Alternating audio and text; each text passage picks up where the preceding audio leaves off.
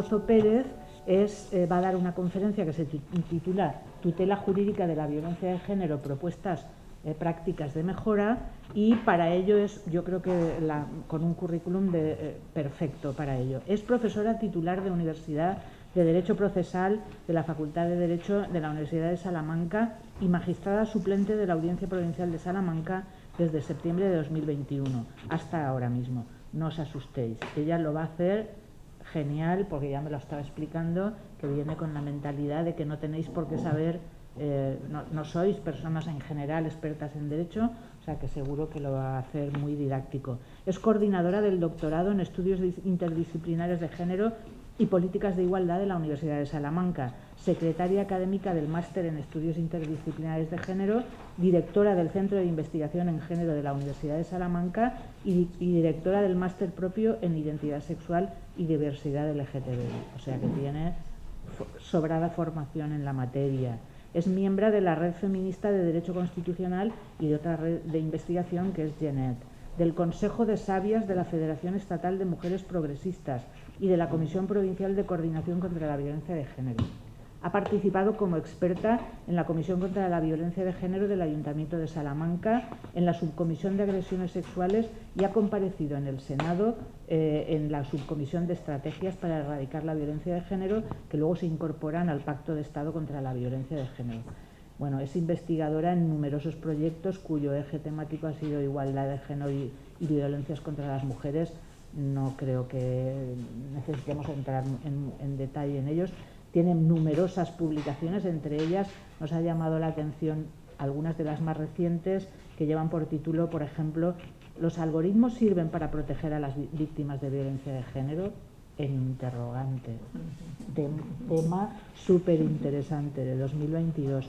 Y acoso y protocolos universitarios, luces y sombras de 2021. Por todo su extenso trabajo ha recibido varios premios y la tenemos ahora aquí para explicarnos,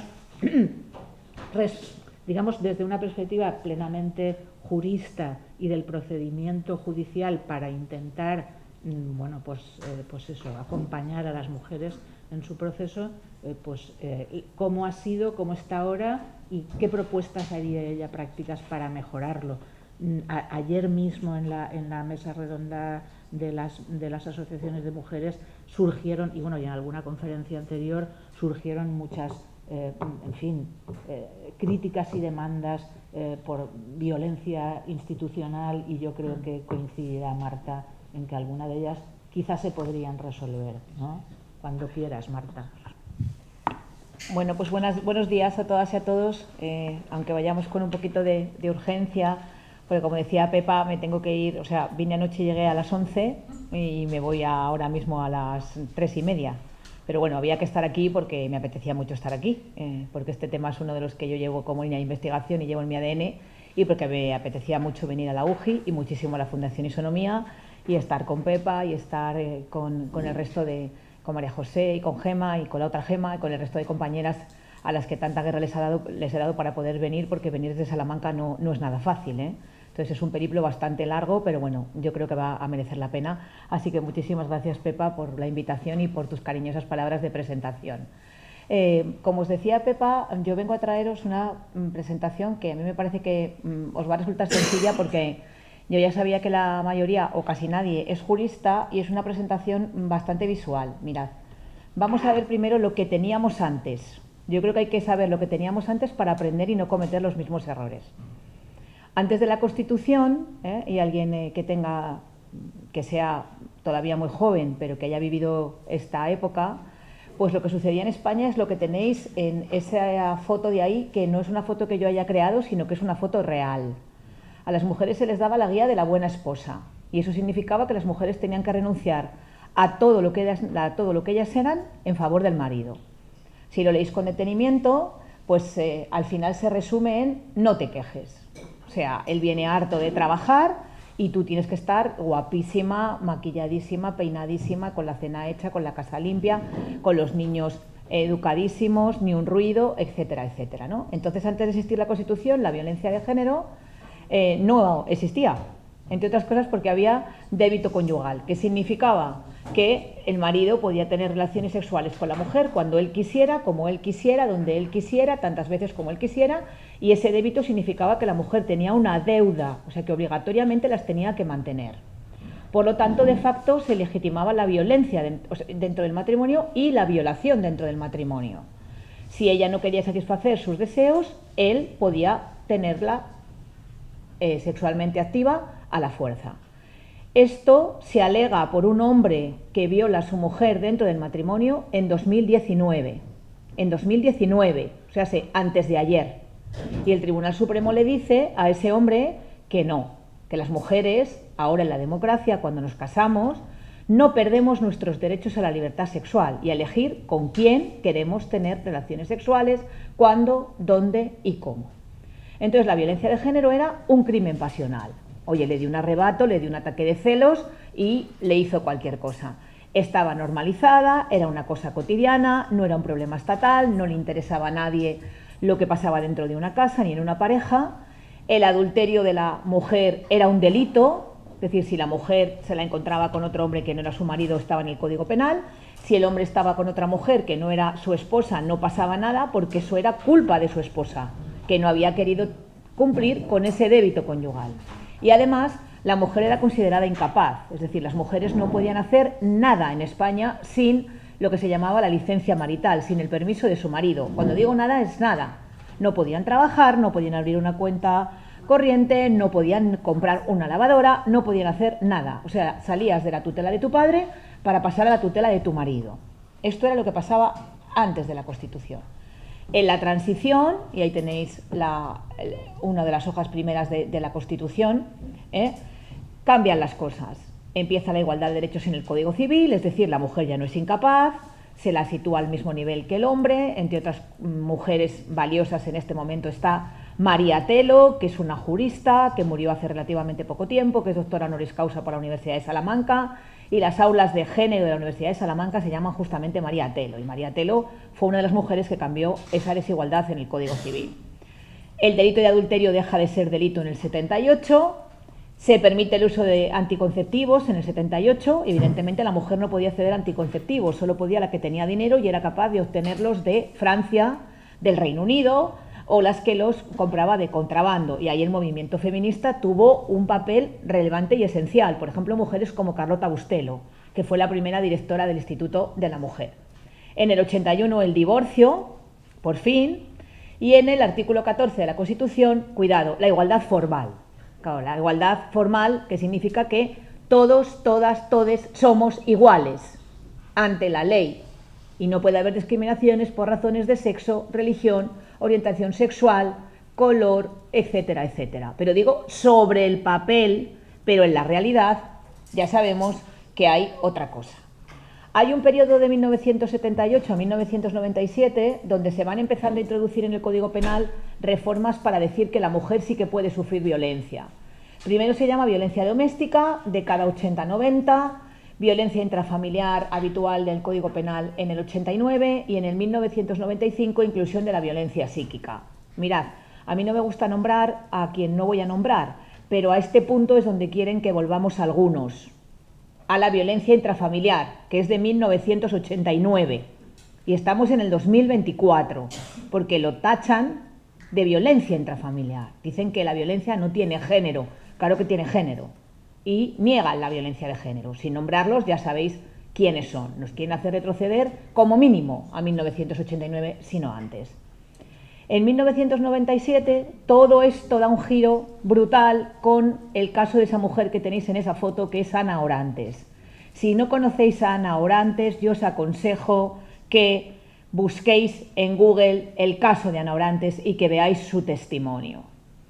Ana Orantes es una mujer andaluza, es una mujer que se casa muy joven, es una mujer que desde el primer día de su relación sufre maltrato de género brutal, brutal, día tras día, por parte de su primero novio, después marido. Y Ana va un día y lo cuenta en televisión. Claro, el maltratador no soporta ser señalado, y menos por la víctima, porque el maltratador de cara al exterior es un hombre encantador. Es el típico que pregunta en los medios de comunicación, haciendo ningún favor a superviviente si ha sobrevivido o a la víctima asesinada de violencia de género, era majísimo, me subía las bolsas de la compra, dice la yaya del tercero. Era encantador, me ayudaba a recoger las cacas del perro. Es que ese es el perfil del maltratador. En su casa es un tirano, es un asesino, es un delincuente. Fuera, de cara a la galería, es una persona encantadora. Entonces Ana va y lo cuenta en un programa primero de Canal Sur, el canal autonómico de Andalucía en máxima audiencia, y luego termina en un programa de tirada nacional. Y claro, la historia de Ana no se vuelve viral porque entonces no había redes, pero es lo que ahora llamaríamos se vuelve viral. ¿Y qué hace su marido? La asesina. Cuando Ana vuelve de esos programas, su marido le echa gasolina por encima, le tira una cerilla, le prende fuego a lo bonzo y luego la atropella con el coche y la acaba asesinando. Esto, entre otras cosas, había sido porque el juez de ese momento había sido tan sumamente inteligente y había tenido tanta perspectiva de género que, a pesar de que Ana era una mujer víctima de maltrato, en el divorcio había adjudicado la vivienda familiar por mitad a Ana y a su marido. Y Ana vivía abajo y su marido arriba. Y entonces, claro, su marido sabía perfectamente que Ana iba a volver a casa. Entonces, ahí es cuando la sociedad española dice, basta ya. Y empieza el movimiento de hasta aquí. O sea, no pueden morir mujeres asesinadas más a manos de sus maridos, a manos de sus parejas. Esto tiene que cambiar, tenemos que hacer algo. Ese movimiento hace que al final tengamos el nacimiento de la Ley Integral de Protección de Víctimas de Violencia de Género, la Ley Orgánica 1/2004 de 28 de diciembre. Y mirad el problema que tenemos con esa ley. Esa foto que tenéis ahí es del Tribunal Constitucional. Nuestros jueces, si consideran que una ley que van a aplicar en un caso choca con la Constitución, le preguntan previamente al Tribunal Constitucional si esa norma encaja en la Constitución.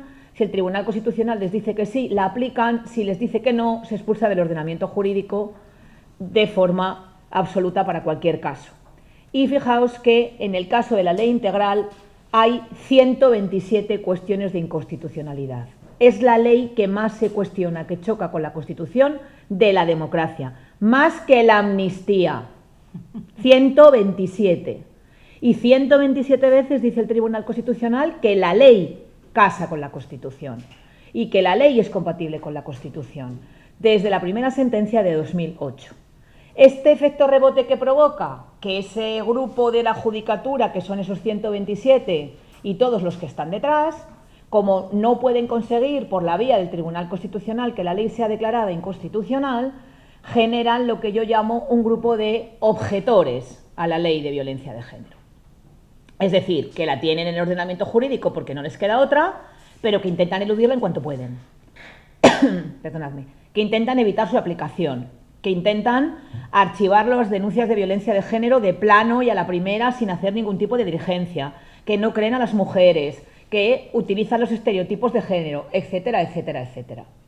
Se hace una evaluación de la ley a los 2 años de su aplicación, de su nacimiento, en el 2015, y se ve que la ley ya empieza a tener algunos agujeros. Claro, la ley en su momento, cuando nace en 2004, es una ley muy buena, porque no teníamos nada. Es una ley pionera, es una ley única, es una ley multipremiada. Nos premia hasta la CEDAW, que es el organismo de Naciones Unidas que controla los derechos de las mujeres. Pero la ley ya hay que reformarla. Lo que pasa es que no estamos en un momento para reformar una ley orgánica como esta porque se nos puede ir de las manos y porque podemos conseguir el efecto contrario. Y entonces, desde el principio del nacimiento de la ley, empiezan los mitos que vais a entender enseguida. Primer mito. Bueno, un mito es una cosa que no existe.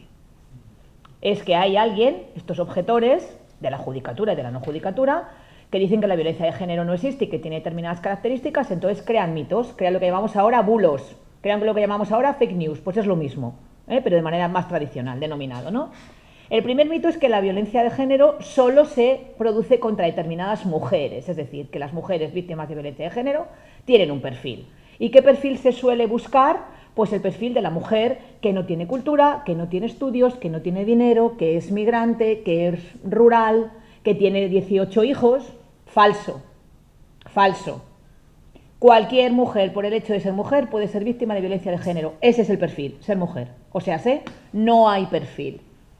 Yo he tenido asuntos como estoy ahora en la judicatura transitoriamente, compatibilizándolo con lo de profesora titular, porque hice un concurso y obtuve la plaza y he conseguido la compatibilidad del rectorado y etcétera, etcétera. Yo he tenido supuestos donde hay víctimas que son profesoras de universidad, son médicas, son farmacéuticas, son arquitectas y otras que no. O sea que la víctima no tiene perfil. Hay un caso brutal, que hay un documental que estaba encerrado, que yo no sé si estará en abierto, de una mujer que se llama Marta, que era farmacéutica, de una posición privilegiada, que su marido la intentó asesinar acuchillándola y luego atropellándola. Se salvó milagrosamente porque no lo consiguió por la buena pericia de los médicos, y Marta, en ese documental que se llama La maleta de Marta, cuenta que cuando abre el ojo por primera vez en la UCI, está allí sentada su madre, y su madre la primera frase que le dice es: la que has liado. Porque dice, esto a nosotras no nos pasa, esto le pasa a las otras, pero no a nosotras que somos niñas bien y somos de clase bien, ¿eh? Segundo mito, violencia de género y violencia doméstica son lo mismo. Falso. La violencia de género es una violencia completamente diferente. Es la que sufrimos la mujer por el hecho de ser mujer, solo podemos sufrirlo las mujeres, es el símbolo más brutal de la desigualdad existente de mujeres y hombres, es una consecuencia del machismo, del patriarcado, del androcentrismo, es un problema de derechos humanos de las mujeres, es un problema de democracia y es sistemática y estructural a nivel mundial. Se calcula que 1/3 de las mujeres del mundo sufren, han sufrido o sufrirán violencia de género en algún momento de su vida. Es más, la Organización Mundial de la Salud dice que la violencia de género asesina a más mujeres que el cáncer, las guerras, la malaria y los accidentes de tráfico, todos sumados.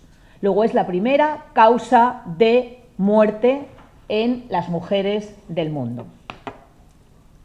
Tercera, el mito. La Ley Integral de Violencia de Género discrimina al hombre.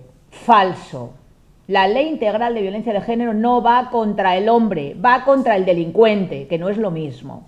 Y un maltratador es un delincuente, igual que el que roba un coche, o igual que el que roba una cartera, o igual que el que pone una bomba en los trenes de Atocha.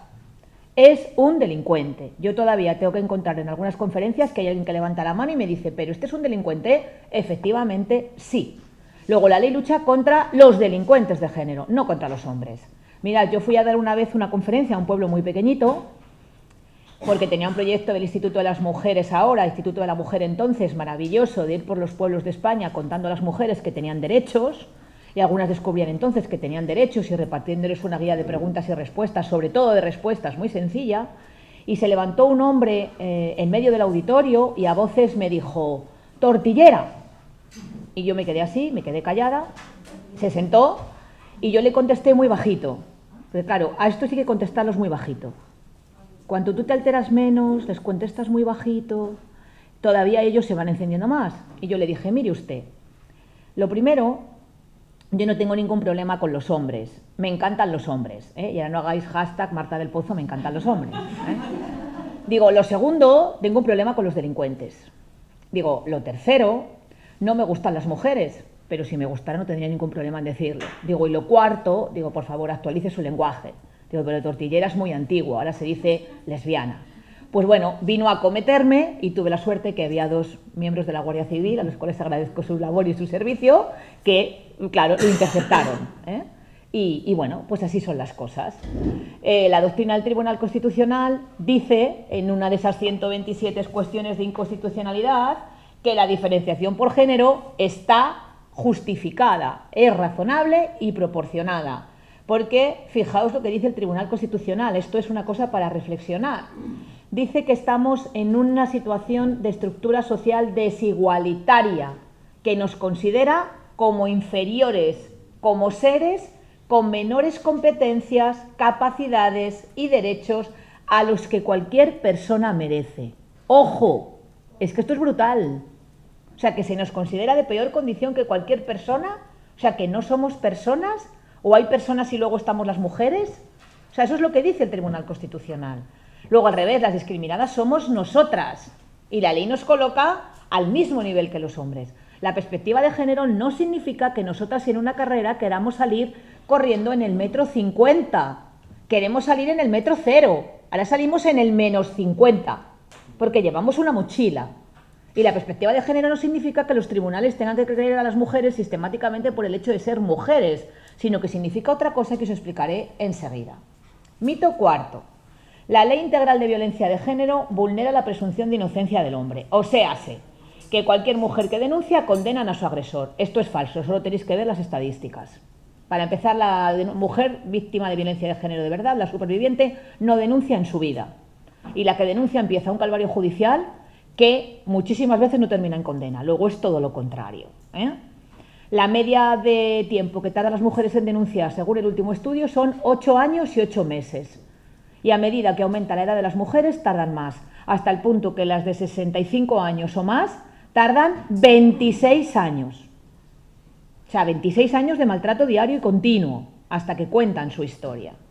Además, esta ley no tiene ningún artículo que se refiera a la prueba. La prueba sigue siendo la misma que para un robo, que para un hurto, que para unas lesiones, que para un atraco a un banco. No se altera la prueba, ¿eh? Con lo cual, la presunción de inocencia del hombre se mantiene intacta.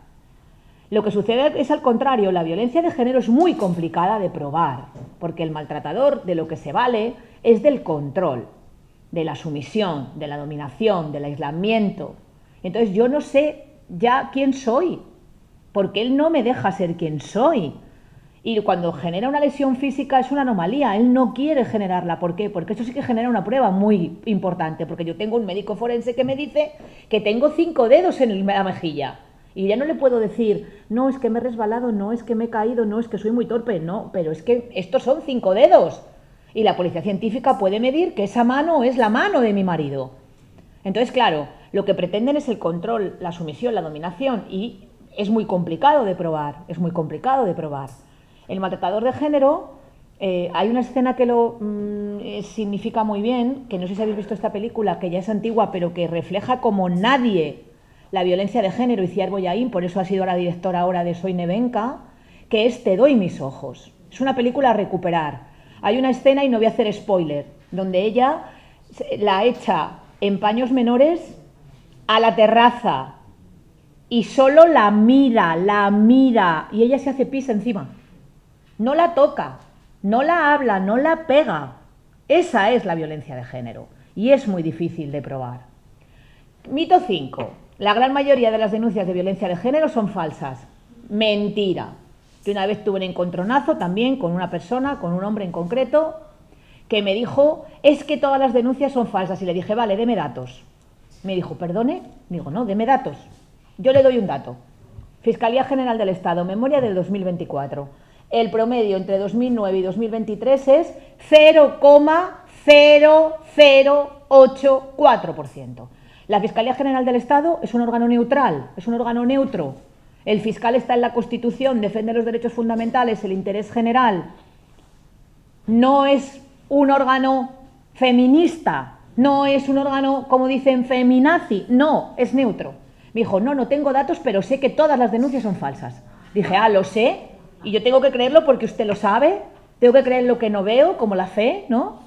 Le digo, no, deme datos. Y yo le di más datos, y bueno, pues al final no es imposible que te den ningún dato porque ese dato no existe. Aparte, que la denuncia falsa no es falsa hasta que un órgano jurisdiccional lo dice. Y que yo haya puesto una denuncia y ese asunto se haya archivado, es decir, no haya llegado al final, no significa que sea falsa, sino que no se puede seguir por 100.000 razones. O que se haya suelto a esa persona no significa que la mujer se lo haya inventado, porque el proceso tiene muchísimas garantías y tengo que hacer una prueba que culme todas esas garantías, y porque yo ahora cuando estoy en la audiencia, si tengo dudas, tengo que absolver, porque es nuestro sistema de garantías constitucionales. Y esto lo está diciendo una magistrada suplente, y a mí no me importa contarlo porque ya lo he contado más veces, que yo he abierto juicio oral contra una mujer por una denuncia falsa, y no me importa contarlo, porque esa denuncia sí era falsa. Y si hay una, le hace daño a todos los millones de mujeres que están siendo víctimas de violencia de género. El asunto era el siguiente. Era una pareja que ya estaba inmersa en un proceso penal. Ella tenía una medida cautelar de alejamiento, es decir, él no se podía acercar a ella, y ella le denuncia porque dice que se han encontrado en un supermercado, que él se ha acercado a ella y ha quebrado el alejamiento, y no solo ha quebrado el alejamiento, sino que la ha amenazado. Claro, ese asunto de él resulta absuelto, por sentencia firme. Sentencia firme significa que ya ese asunto no se puede volver a reabrir, él es inocente de cara a la justicia, y es cuando él la denuncia a su vez a ella por denuncia falsa. Claro, ya no cuenta con una cosa, con que en ese supermercado hay cientos de cámaras. Y a mí la Guardia Civil me da la imagen de la cámara que la sigue a ella por el supermercado. Y es cierto que él está en el pasillo del supermercado, eso es verdad. Pero él está dado la vuelta mirando las latas de tomate, que sabéis que hay 400. Y ella pasa por detrás y en ningún momento ni se la acerca, ni la ve, ni la amenaza. Pues ya está. Tengo una imagen que me dice que esto no ha sucedido. Porque luego sigue siguiéndole la imagen hasta que ella sale del supermercado y en ningún momento tiene contacto con él. Y ella dice que la comete, la amenaza, se la acerca en el pasillo no sé cuánto del supermercado tal, de tal sitio que no voy a decir dónde es. Entonces, al final, si hay una, hace muchísimo daño al resto, con lo cual hay que perseguir. Pero ese es el dato real, insisto, 0,0084%. ¿En qué situación estamos ahora? Lo que os decía, hay que reformar la ley integral. Hay que introducir la perspectiva de género. Nuestro Código Penal no tiene perspectiva de género. Nuestra Ley de Enjuiciamiento Criminal no tiene perspectiva de género.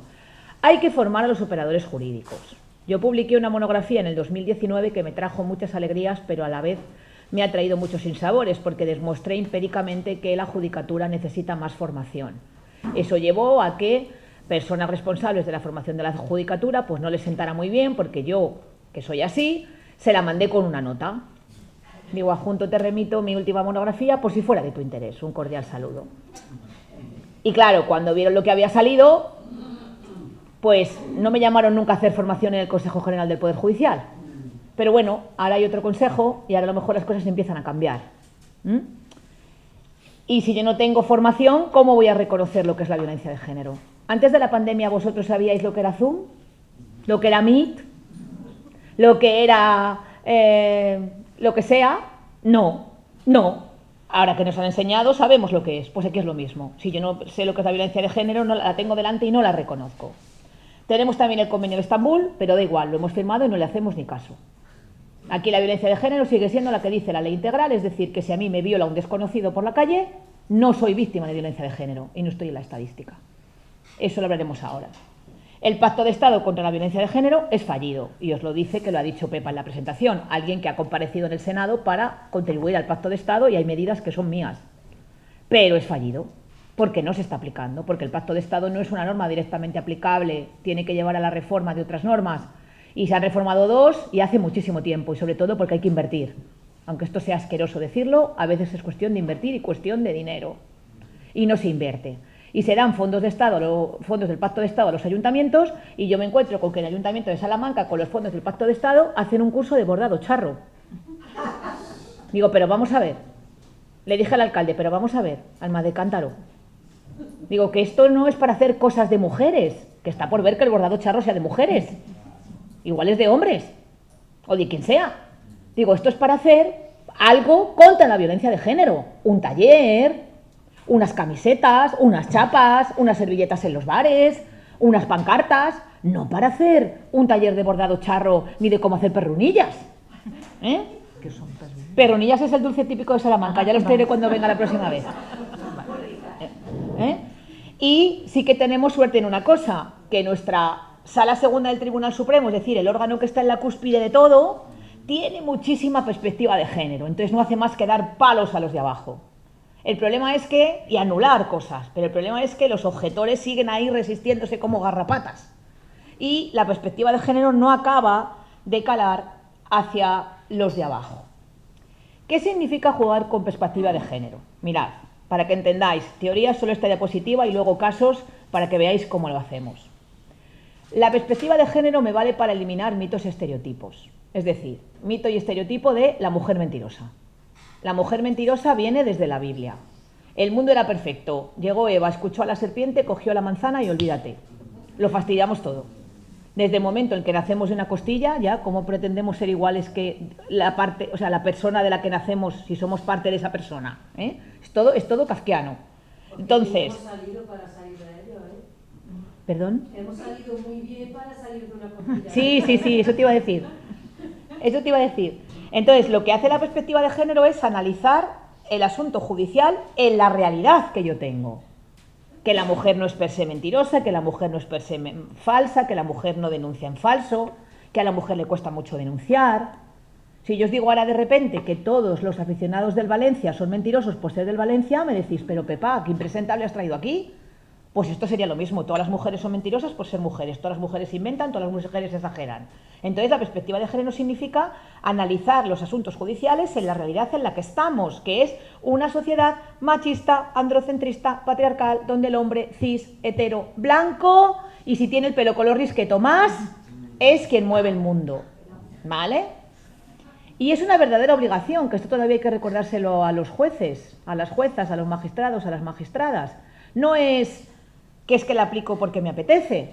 A mí una vez un compañero mío, que no voy a decir quién es, nunca me invitará a su universidad, no me importa, me dijo, es que la perspectiva de género es como la perspectiva de Manolo. Dije, ¿perdón? Dijo, ¿perdón? Sí, como la perspectiva de Manolo, la de Juan o la de Antonio. Digo, no, perdona. La perspectiva de género está en las normas jurídicas, la de Manolo no. Está en el artículo 14 de la Constitución, está en el artículo 9 de la Constitución, está en el Convenio de Estambul, está en la Ley Orgánica de Igualdad. Digo, ¿dónde está la de Manolo? En la mente de Manolo, claro. Falta de formación en la judicatura, que ya lo he comentado, y otra cosa, no confronta con la presunción de inocencia. No significa que creamos a la mujer siempre al 100% en todo lo que nos diga. No, no. De hecho, hay sentencias absolutorias con perspectiva de género. Porque cuando tú absuelves porque no tienes suficiente prueba o porque tienes ese indubio pro reo, lo fácil es estereotipar. Es decir, hombre, ¿cómo no la va a violar a usted? Si va a las 3 de la madrugada por el medio de la calle con 3 copas de más y un escote hasta el ombligo, absuelto. Eso sería lo fácil. Pero la perspectiva de género te lleva a analizar que tú tienes una duda sin estereotipar a la mujer, sin decir que es que la mujer se lo buscó, sin decir que es que la mujer lo provocó. Yo como ponente propuse una absolutoria con perspectiva de género porque yo tenía dudas. Era una agresión sexual de un hombre y una mujer que se habían conocido en Tinder. Lo fácil para mí que hubiera sido estereotipar. Oiga señora, si usted está en Tinder, ¿qué pretendía? Si no lo conocía y ha quedado con él a solas en su casa de propio intento y le ha dicho que trajera preservativos, a ver, le está usted mandando señales. Eso hubiera sido lo fácil. Lo difícil fue hacer la absolutoria con perspectiva de género, que tardé muchísimo, porque os digo una cosa, hacer una absolutoria es el triple de difícil que hacer una condenatoria, porque una condenatoria todo te va hilando y te lleva a la condena, pero una absolutoria hay que apuntalar bien la duda y hay que apuntalar bien que se mantiene la presunción de inocencia y sobre todo hay que mantener que la víctima no está mintiendo, porque si tú lo reduces al estereotipo y dices que la víctima está mintiendo, de rebote le tienes que abrir unas diligencias por denuncia falsa. Y si tú no estás segura, estás haciendo también mucho daño. Entonces, por eso digo que se pueden dictar absolutorias sin perspectiva de género. Mirad, cuando no juzgamos con perspectiva de género nos pasan cosas como estas. La sentencia de la minifalda de 1990, que fue tristemente famosísima, pero que algunos están volviendo a ella. Un jefe que manoseó a su empleada de 17 años porque, claro, le provocó con su vestimenta. O sea, lleva una minifalda corta y claro, como me lleva una minifalda corta, le estoy diciendo que me manosee. Esta segunda, que es de Estados Unidos, a mí me llama muchísimo la atención. Es una abogada, porque Pricewaterhouse es una abogada que demanda porque no la ascienden, aunque ella cree que tiene los méritos necesarios, y Price se escuda en lo siguiente. No, es que usted es una mujer poco femenina. Ya que ascendemos a una mujer, que se note que es una mujer. Como llevaba el pelo corto, no se ponía joyas, no se maquillaba, no se ponía vestidos, la discriminaron frente a una que se la veía en la foto que realmente era una mujer. O sea, vamos ya, la pescadilla que se muerde la cola. Esta, que es de Portugal y la corrige el Tribunal Europeo de Derechos Humanos, es brutal. Dice que una mujer de 50 años que a causa de una mala operación de vejiga no puede tener relaciones sexuales, se tiene que aguantar ajo y agua, porque con 50 años ya que pretende. Ahí pone entrecomillado de la sentencia. Tiene una edad en la que el sexo no es tan importante como en los años de juventud y tiene que dedicarse a cuidar de su esposo. Si es al revés, esto a un tipo de 50 no se lo dicen. Le dan la pastilla azul con la sentencia. Entonces dice el Tribunal Europeo de Derechos Humanos, pero oiga, ¿usted de qué va? Podrá tener relaciones sexuales con 50, con 60, con 70 y con 80 o lo que sea, ¿no? En España, ¿cuál es el ejemplo típico de no juzgar sin perspectiva de género? La manada. El voto particular de la manada es brutal. Yo es la primera vez que veo en una sentencia que el voto particular tiene más páginas que la sentencia mayoritaria. Y cuando lees ese voto particular, ese magistrado ve en una violación brutal en grupo una película porno, porque habla de, lo tenéis ahí, jolgorio y regocijo. No puedo entender cómo la niña, porque era una niña de 18 años, que es violada brutalmente por 5 animales, puede estar en una actitud de jolgorio y regocijo, y que alguien se lo pueda plantear. Luego lo corrigió el Supremo, claro, y evidentemente condenó a la manada a un montón de años, y les podía haber condenado a otro montón de años porque ahí abrió la puerta a que cada uno era autor de la suya físicamente y coautor de las del resto. Pero claro, eso no se le ocurrió a las acusaciones y en nuestro sistema no podemos agravar la condena si las acusaciones no nos lo piden porque tenemos principio acusatorio. El 30 de septiembre de 2020 hubo una condena al Ministerio del Interior por un mal funcionamiento de la valoración policial del riesgo. Mirad, que esto se relaciona con lo que decía antes Pepa, de si los algoritmos sirven o no para proteger a las víctimas de violencia de género. Cuando tú vas a poner una denuncia de violencia de género, las fuerzas y cuerpos de seguridad hacen una valoración del riesgo y lo hacen con un sistema informático de algoritmo. Ahí tienen que teclear una serie de datos, sale un valor, ese valor no lo pueden bajar ellos nunca, pero lo pueden subir motivadamente, ¿no?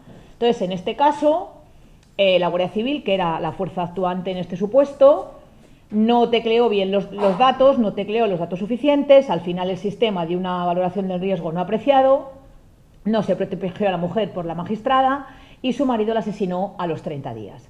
Y se condena al Ministerio del Interior por mal funcionamiento del sistema. No es mal funcionamiento del sistema, es falta de perspectiva de género de los agentes actuantes y de la magistrada.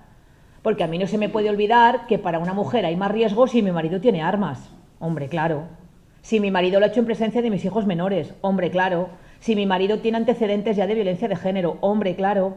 Y si yo he ido a pedir ayuda a los servicios sociales y cuando él ha interrumpido en la entrevista con la trabajadora social, del miedo que había dado verlo, me he hecho pis encima. Como la protagonista de Te doy mis ojos. Todo eso se le olvidó a la Guardia Civil.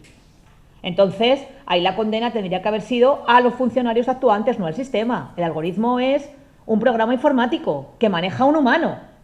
Pero si el humano no tiene perspectiva de género y no teclea con perspectiva de género, difícilmente vamos a conseguir una valoración oportuna.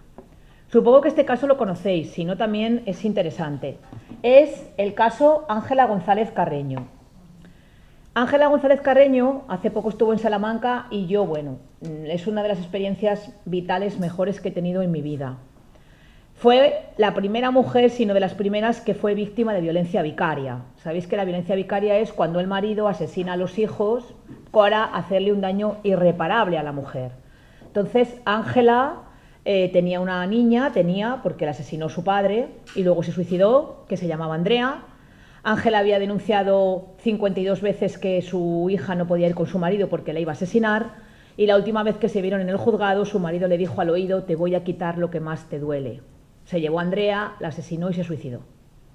Y Ángela intentó buscar reparación y la Judicatura Española, los poderes públicos españoles no le dieron reparación, pero le dio reparación la ONU y la CEDAW nos condenó y dijo que lo habíamos hecho fatal. Y que nuestro sistema estaba lleno de mitos y de estereotipos y de falta de formación y que, al fin y al cabo, un maltratador no es un buen padre. Y claro, a Ángela le dieron un montón de dinero, pero Ángela decía: ¿y qué? No tengo a Andrea. Pero sirvió el caso de Ángela para que se empiecen a reformar las normas y para intentar que haya menos Andreas, aunque todavía sigue habiendo muchas Andreas. Ahí tenéis el caso Bretón.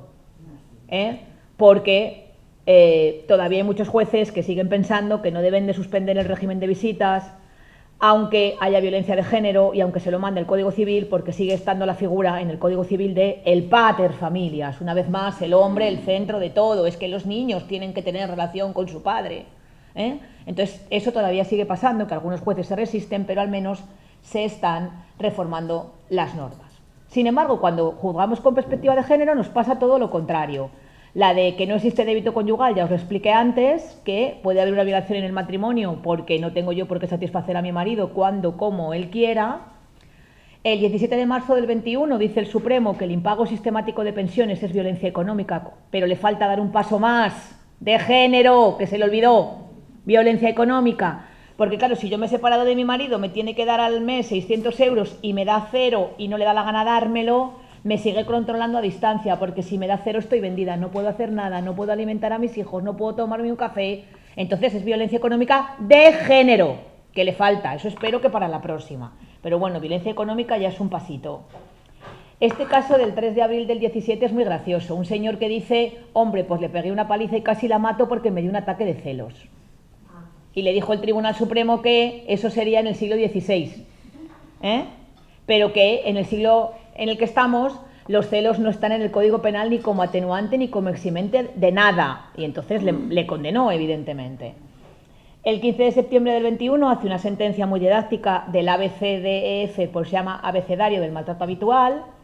El 20 de diciembre de 2019 es la sentencia de la llamada perdida. En este caso es que había una prohibición de comunicación entre la víctima y el agresor y él hizo una llamada que fue perdida, que ella no cogió el teléfono.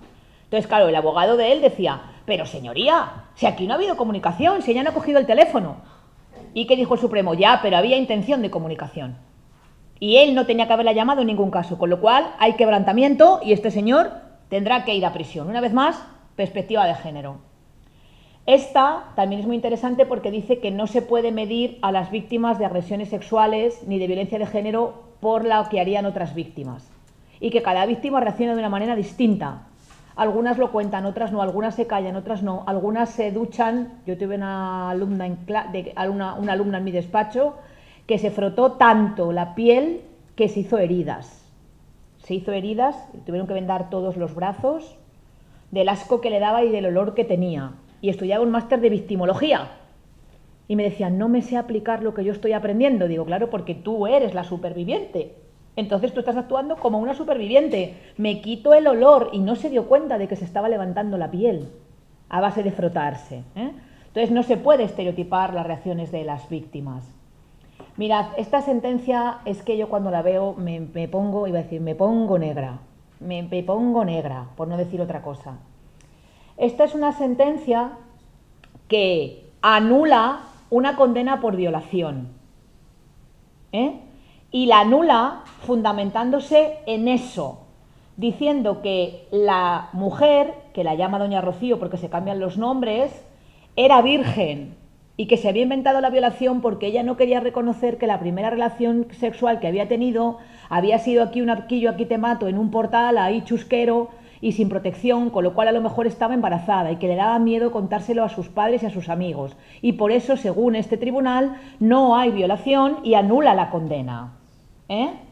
Y sigue diciendo que además, hombre, no es que se lo buscara, pero casi, porque se encontró con él en un bar, porque casi no se conocían, porque le dio un beso, porque dejó que la acompañara a casa, porque bailó con él, etcétera, etcétera.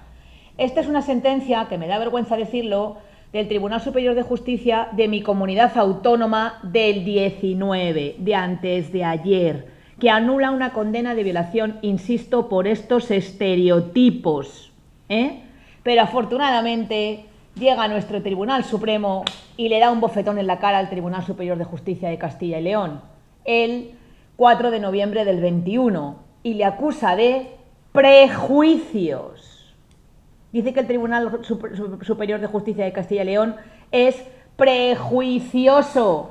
¿Por qué? Porque la conducta de la mujer es extraña. Tú te estás tomando una copa, hablas con uno, hablas con otro, bailas, ¿y qué pasa? ¿Que ya te tienes que llevar a la cama? ¿O qué? Y además dice, fijaos, que hace conjeturas, que estereotipa. Ah, no, bueno, pues como he tenido una relación sexual chusca y soy virgen, me voy a inventar que me han violado porque tal. O sea, vamos a ver.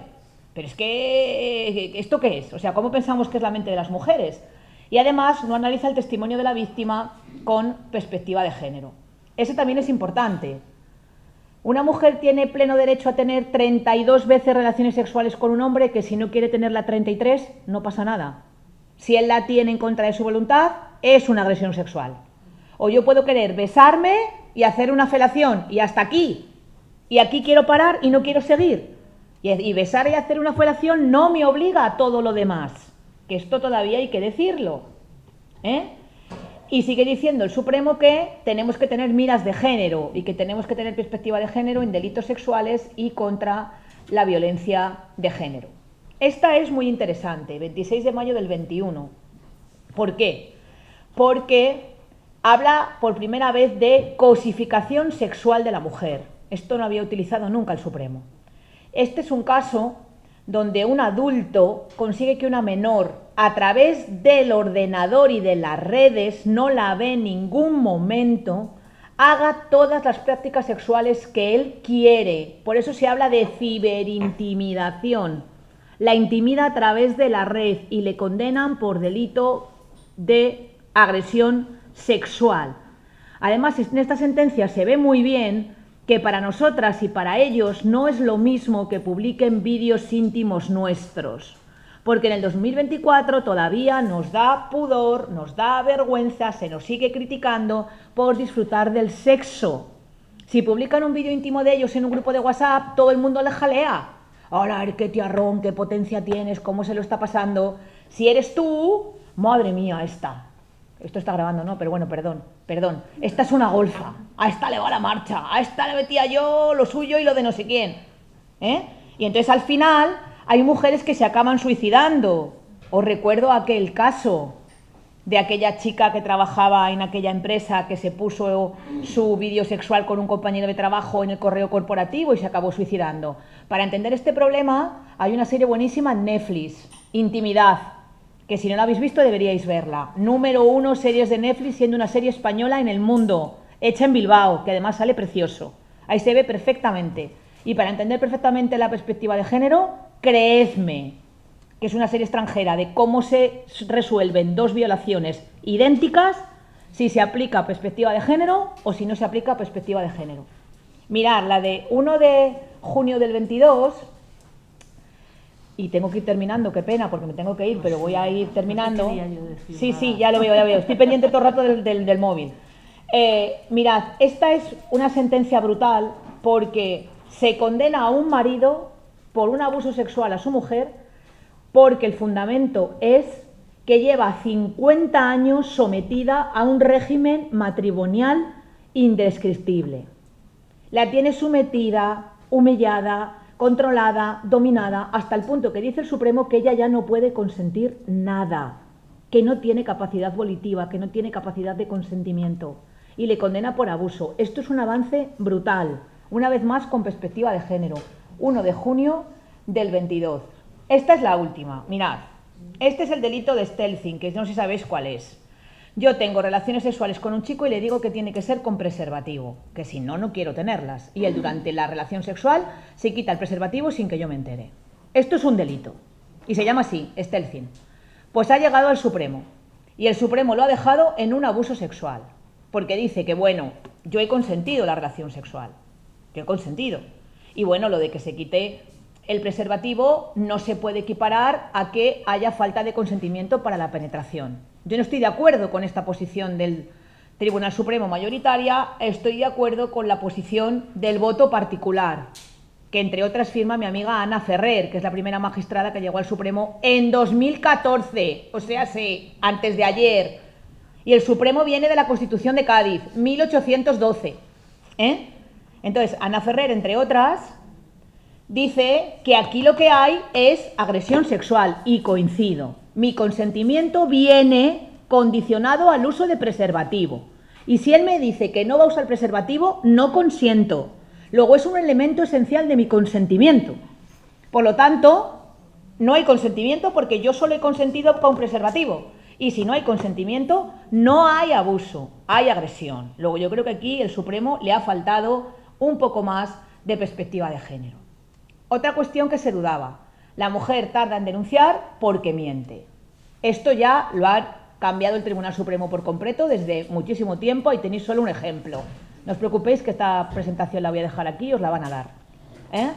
Es decir, la mujer no denuncia por 100.000 circunstancias, porque tiene miedo, porque no tiene dónde irse, porque tiene hijos, porque vive en una zona rural, porque llega tu suegra y te dice, ¡jola, jóvenes, qué flojas sois! A mí mi marido también me pegaba bofetones, aquí estoy aguantando, es que ya no aguantáis nada. O es que vas a meter en la cárcel a mi hijo. Y se lo dice a los niños. Mamá, ¿vas a meter en la cárcel a papá? Claro, una cómo va a denunciar con todos estos condicionantes.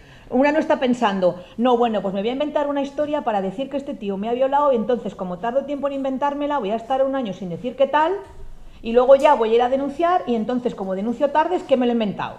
A ver, A ver, entonces el Supremo dice que no tiene nada que ver el retraso en la denuncia con mentir. Esta es... Sí. ¿Eso ha cambiado ahora mismo, dices? Esto desde... Mira, esta es del 21. Esta es del 21. Y hay más después, ¿eh? Hay más después, pero ahí tienes una. Hay muchas ya de estas, de la tardanza en la denuncia. Eso es una tendencia, sí, ya desde el 21 y alguna anterior, yo creo que hay del 19. Ah. Esta es del Tribunal Constitucional, que es otro paso importantísimo, 20 de julio del 20. ¿Por qué? Porque aquí ampara, o sea, da protección a una mujer en su derecho a la tutela judicial efectiva porque no hay una investigación seria y rigurosa de su asunto de violencia de género. Que esto pasa así. Los objetores lo archivan todo. Ah, falso. Archivo, archivo, archivo, archivo. Usando esta sentencia, los órganos superiores se lo pueden reabrir.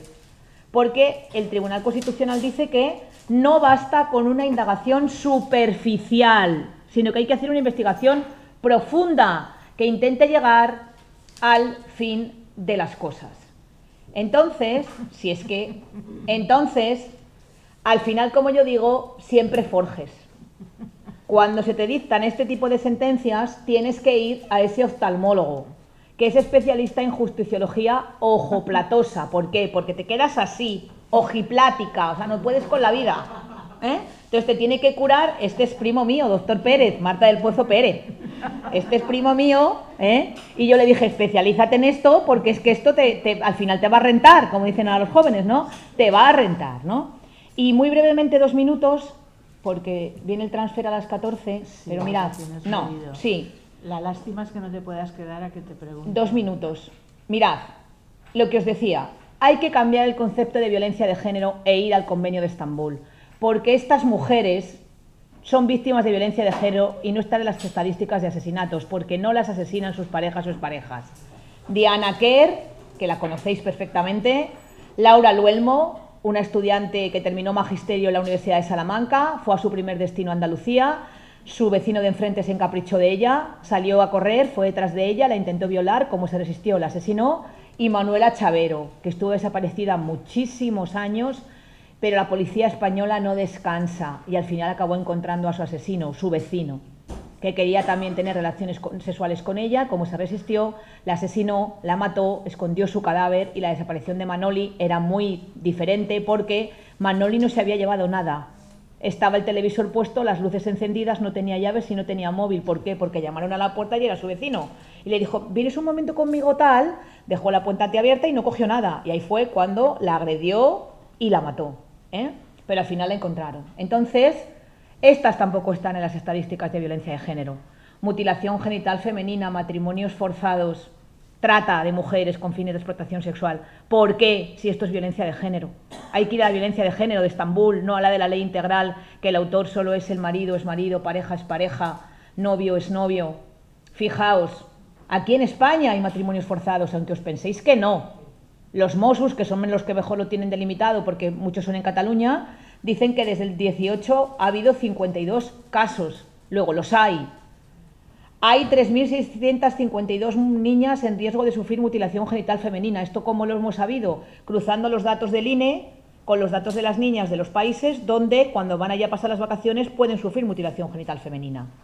Y la mutilación genital femenina es algo brutal, brutal. 45.000 mujeres y niñas son víctimas de trata en nuestro país y tampoco están en la estadística de violencia de género.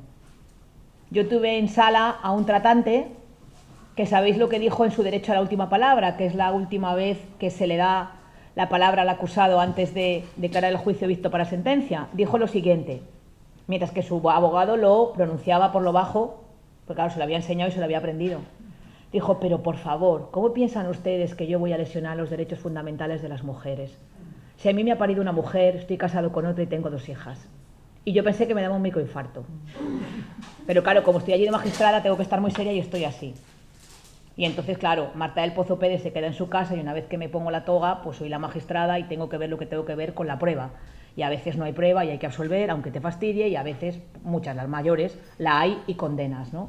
Entonces yo creo que hay que redefinir el concepto de violencia de género y hay que ir a un concepto de violencia de género omnicomprensivo, que sea el de Estambul, con independencia de la relación que tú tengas con el agresor. Porque, por ejemplo, las agresiones sexuales se comprueba que el 97% viene por parte de desconocidos. Y esas víctimas no se reconocen como víctimas de violencia de género con la protección de la ley integral. Entonces, todo esto habría que cambiarlo, porque todo eso también es violencia de género. La física, la psicológica, la económica, la espiritual, la obstétrica.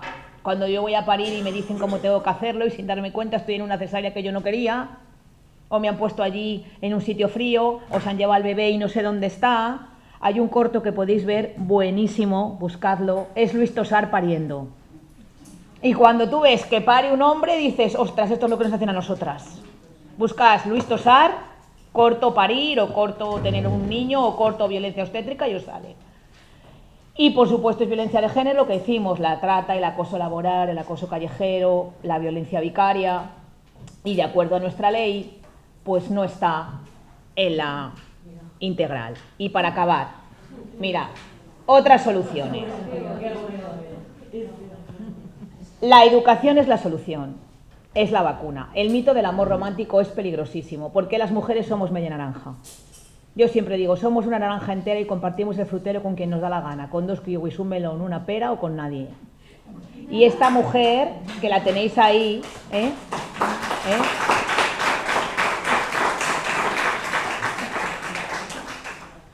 esta mujer que la tenéis ahí, que podéis ver todas sus fotos, Dina Goldstein, reinterpreta los cuentos de Disney. Y claro, fijaos a la pobre Blancanieves. ¿Quién le iba a decir que su vida iba a ser así?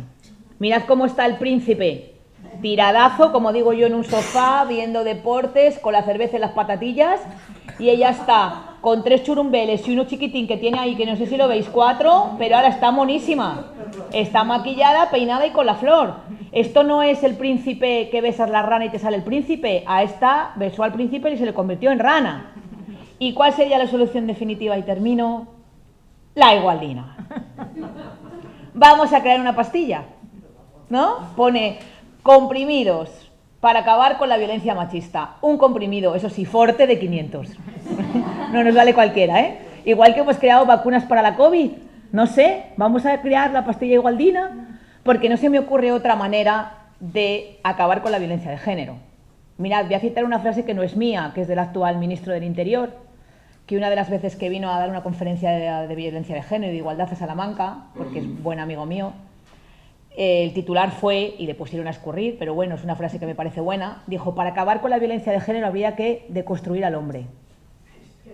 Y creo que tiene toda la razón. O sea, habría que tirar una granada y volver a la época de los dinosaurios, ¿no? Pero un mensaje como es 25 de noviembre el lunes, aunque todos los días son 25 de noviembre, esa es una viñeta de Forges del 25 de noviembre, que dice, si me quieres, quiéreme, y él dice, te quiero mucho. Y en el medio ya me dice, no me grites, no me insultes, no me ignores, no me pegues, no me violes, no me mates. Y en el medio dice, te quiero libre, sin miedos, sin discriminación, con trabajo digno, respetada y feliz. Muchas gracias.